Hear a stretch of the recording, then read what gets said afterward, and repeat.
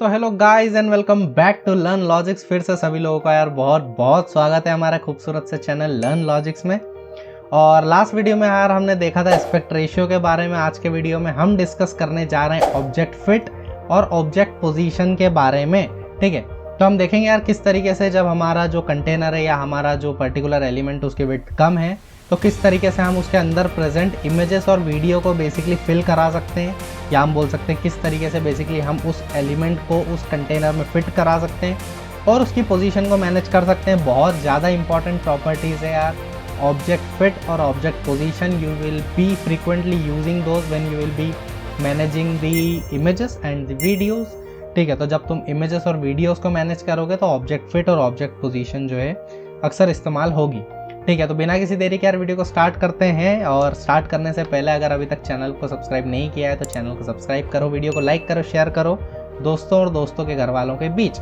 जल्दी से करते हैं स्टार्ट। और हम आ चुके हैं कहाँ, हम आ चुके हैं अपने VS कोड में। तो देखो जल्दी से वापस एक नई फाइल का निर्माण करेंगे। फाइल का नाम रखेंगे 37 underscore object fit and object fit और ऑब्जेक्ट पोजीशन HTML। ठीक है, तो देखो नई फाइल का निर्माण हमने सक्सेसफुली कर लिया है। अब हम क्या करेंगे, जल्दी से बॉयलर प्लेट कोड लगाएंगे। यहाँ पे लिखेंगे object fit and object position in CSS। ठीक है, तो जल्दी से यार हमने हेडिंग डाल दी है। अब हम क्या करने वाले, अब हम देखने वाले हैं किस तरीके से चीज़ें काम करती है। तो ये है बेसिकली हमारा पिछला एस्पेक्ट रेशियो वाला जो मैंने अभी जस्ट थोड़ी देर पहले शूट किया। तो जल्दी से हमारा सर्वर वापस से करते हैं हम चालू।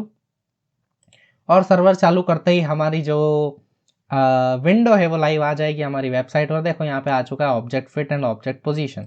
अब हम क्या करेंगे यार, इमेज लेके आएंगे।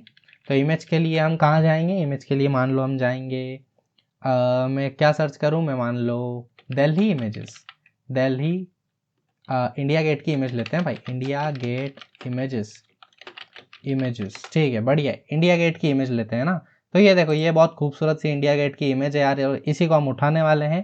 तो क्या करेंगे, राइट क्लिक करेंगे यार, कॉपी इमेज एड्रेस करेंगे। ठीक है, और यहाँ पे बेसिकली IMG टैग लगाएंगे, सोर्स में इसको यहाँ पे डाल देंगे।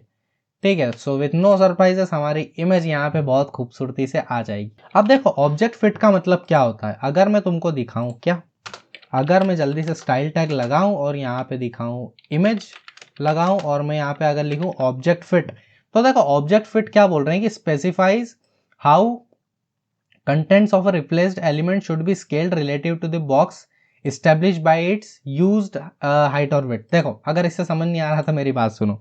मान लो मैंने क्या किया कि इस इमेज की विड्थ सेट कर दी 200 पिक्सल्स और इस इमेज की हाइट सेट कर दी, मान लो मैंने हाइट सेट कर दी कितनी, 200 पिक्सल्स। ठीक है, तो अगर मैं तुमको दिखाऊं तो देखो यार ये इमेज कैसी हो चुकी है।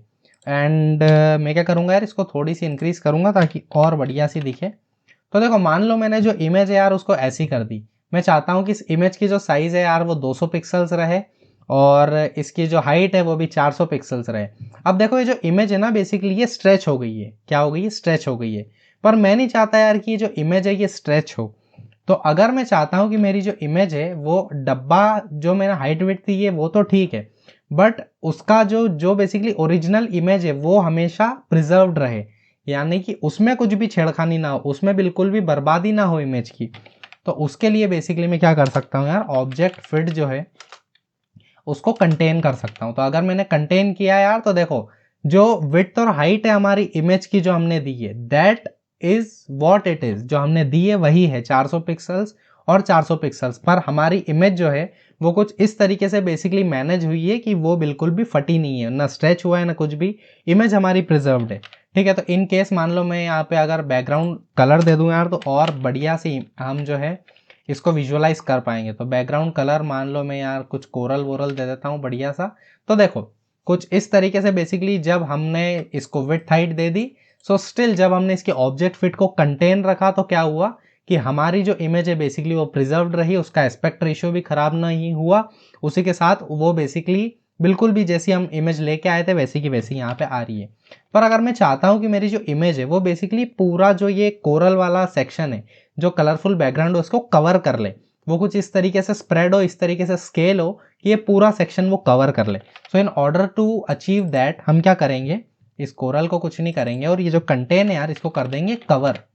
तो जैसे ही हम करेंगे कवर तो देखो हमारी इमेज जो है वो कुछ इस तरीके से स्ट्रेच होगी कि वो जो है बेसिकली एकदम हमारा जो हाइट और विड्थ है उसको पूरा ऑक्यूपाई कर लेगी जब स्ट्रेच होगी तो, ठीक है। तो ये होता है बेसिकली हमारा ऑब्जेक्ट फिट कवर, तो पूरा जो एरिया है उसको कवर कर लेगी अच्छे से। उसी तरीके से यार हमारे पास एक फिल भी होता है, ठीक है। तो फिल में क्या होता है, जो हमारी इमेज है वो कुछ इस तरीके से होगी कि जिधर से भी उसको स्ट्रेच होना होगा वो स्ट्रेच हो जाएगी, पर पूरी इमेज हमारे बॉक्स के साइज के इक्वल हो जाएगी।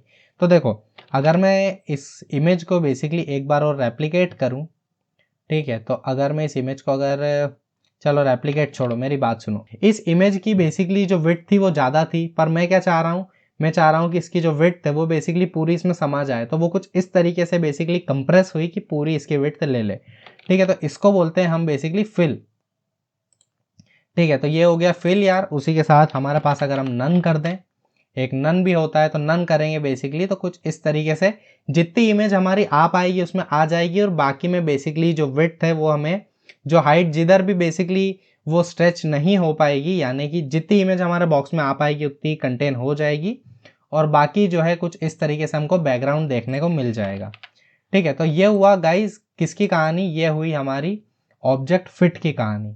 अब हम बात करते हैं यार ऑब्जेक्ट पोजीशन की कहानी, ऑब्जेक्ट पोजीशन की कहानी, ठीक है। तो अगर यार देखो ऑब्जेक्ट पोजीशन में अभी यहाँ पे सेंटर कर रहा हूँ, और ऑब्जेक्ट फिट में क्या कर रहा हूँ, मान लो कंटेन कर रहा हूँ, ठीक है। तो जैसे ही देखो मैंने कंटेन किया तो बेसिकली ये जो है कंटेन में तो पूरी इमेज हमारी एज इट इज जैसी हम लेके आते हैं वैसी ओरिजिनल इमेज आ जाती है।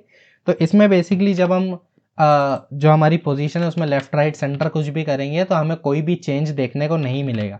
पर मान लो अगर मैं इसको क्या कर दूं, अगर मैं मान लो इसको कवर कर दूं, ठीक है। तो जब मैंने कवर किया तो हमारी इमेज कुछ इस तरीके से स्ट्रेच हुई कि वो बेसिकली पूरा उसने जो कंटेनर है उसको ले लिया।